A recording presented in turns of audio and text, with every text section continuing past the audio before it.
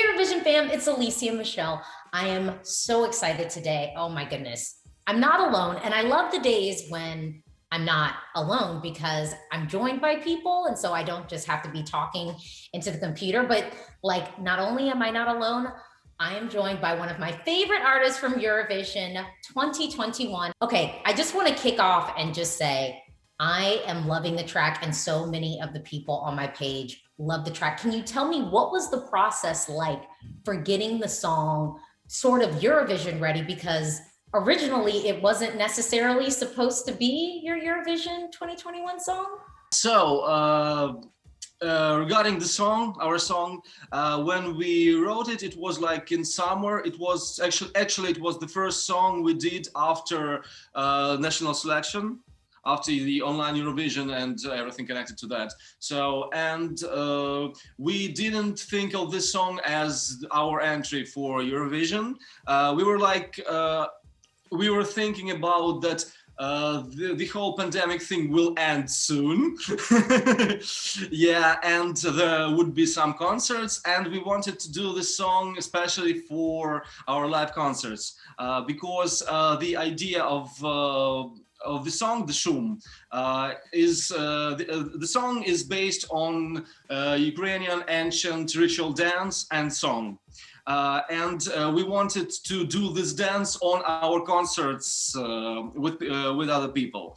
So, and that was the idea. And then when we found out that there would be some kind of a selection, and we needed to provide several songs, so we provided 3 of them. We had more, but we provided 3 of them. And at first we didn't want to bring the Shum to the table, but our fans convinced us. They said, like, don't even think about not bringing this. The jury chose Shum. So that's how it turned to be our song for Eurovision 2021. So I have to ask, like, the visual. So you have now 2 different music videos, and I loved the first music video. I love the second one for the revamp and everything. What was the process like to kind of change up the song, I guess, for Eurovision? Was it difficult to kind of look at a song that you already had sort of put together and then remix it, so to speak? I guess in Eurovision terms, you call it revamp, but, you know, just sort of remixing it. What was that like? Was it difficult? Well, it was very difficult. Yeah, at first it was like painful, you know, yes, because we liked the song the way it was exactly. But according to the Eurovision rules, the song should be less than 3 minutes long, and our song was like almost 4 minutes long. Yeah, and at first it was like, oh, what are we going to do? We need to cut everything. And by the way, when everybody found out that it was Shum we were going to present at Eurovision, people from all over Europe and from Ukraine, they started to send us their versions of the cut. Yeah, so how it can be, but then we thought, like, okay, if we need to do something with the song, if we need it to be like smaller, we don't need to cut something, we need to bring something more to the song. So we did the second Shum like a sequel. So right now we refer to those songs like Shum episode 1, Shum episode 2, and we believe to be our stage performance on Eurovision as Shum episode 3. Yeah, so like a mini series. Okay, and first of all, those 2 songs, episode 1 and episode 2, they have slightly different meaning and different message. The first one was like I said already, it was like our interpretation of the ancient folk song, Ukrainian folk song.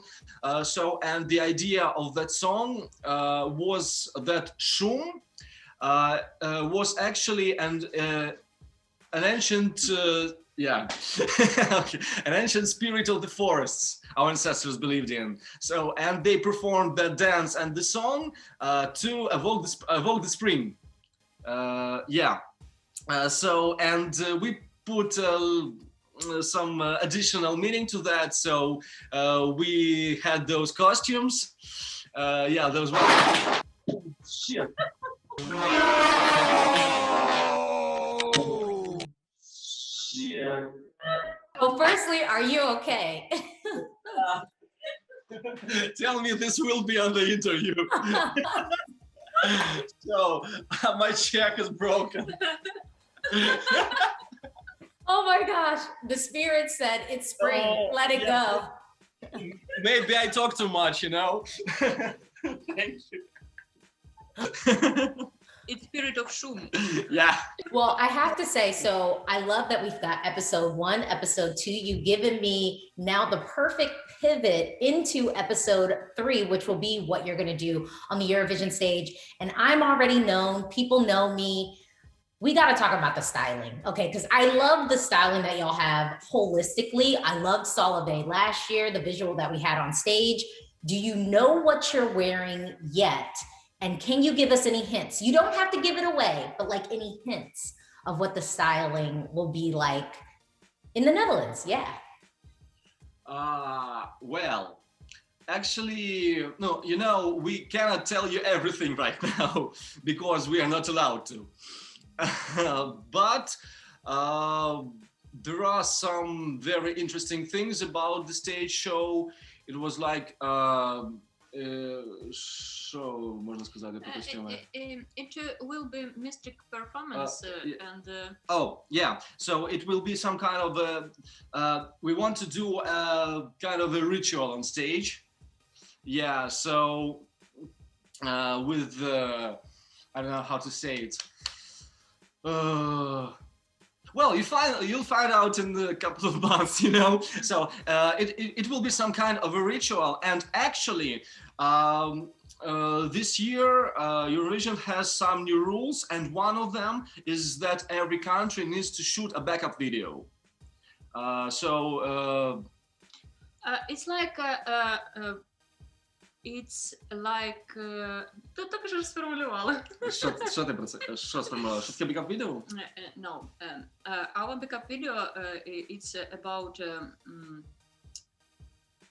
old spirit connect with future. Yeah.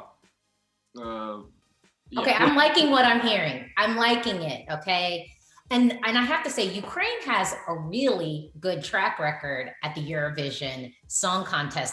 Does that add any pressure to things at all? You know, it doesn't actually. My point is when we wrote our song Solovey for last year and Shum for this year, it wasn't like songs for Eurovision.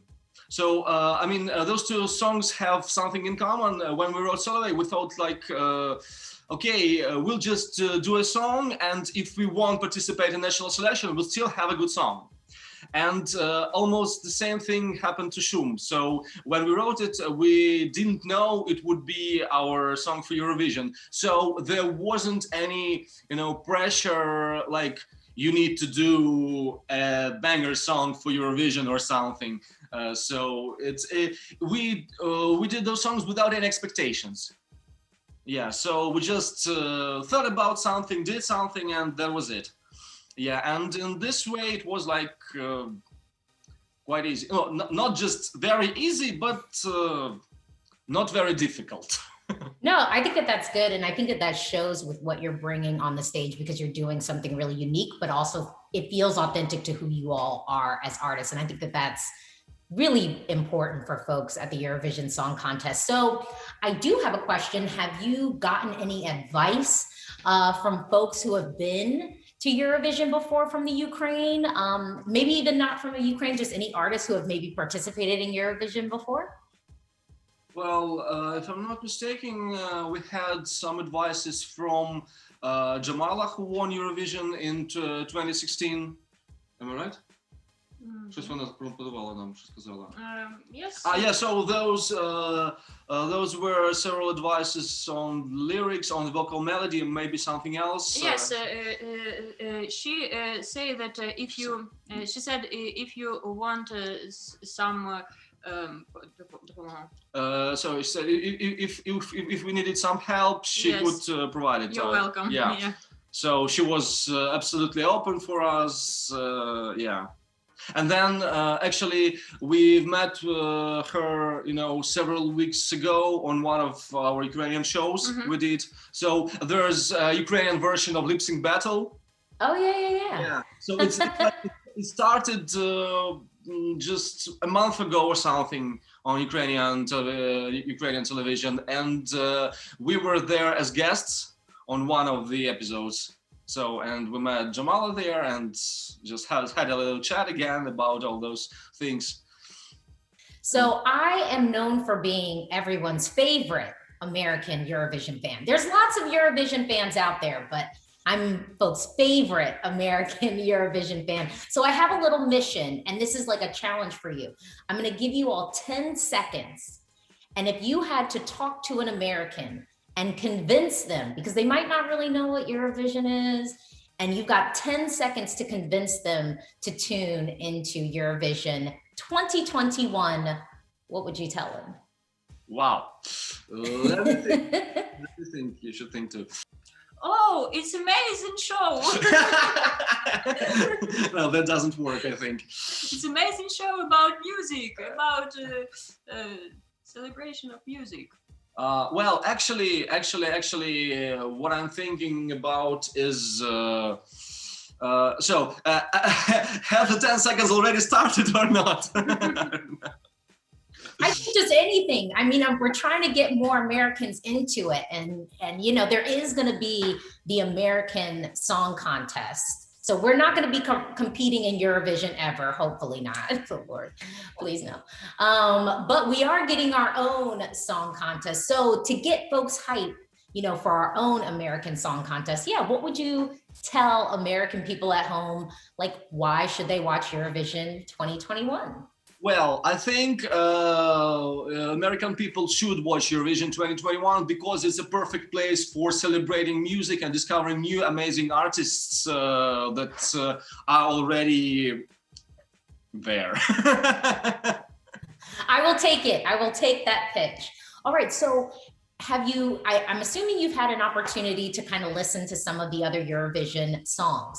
If you could steal another contestant's song and put your own spin on it, whose song would you remix?